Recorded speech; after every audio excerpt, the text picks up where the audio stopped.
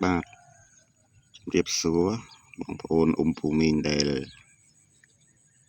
មានស្រះមានដីទលាយមានកន្លែងដែលត្រូវការចិញ្ចឹមបាទត្រីនេះជាខ្យងនេះពូជខ្យងខ្យងនេះខ្យងពណ៌បៃតងនេះជាពូជកូនវាចាំនេះបានមួយខែតែមួយខែធំធំធំវាតែ4ខែចូល5ខែវាបានប្រមូលផលធំជាងម្រាមដៃធំជាងម្រាមដៃ1ខែណានេះប្រហែលជា10ថ្ងៃ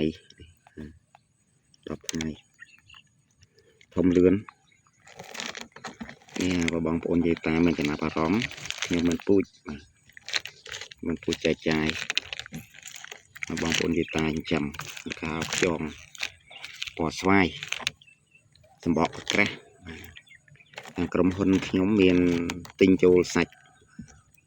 ទិញសាច់ចូលយកមកវិញ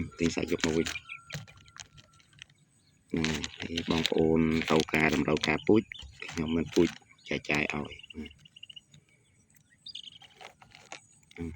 នេះបើបងប្អូនត្រូវការពីគ្រោះត្រូវការឯកទេសត្រូវការ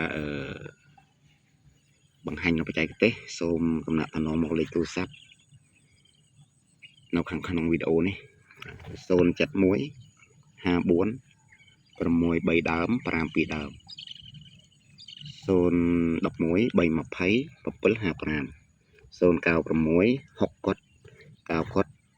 បាទ 658 បាទសូមអរគុណច្រើនបាទអរគុណ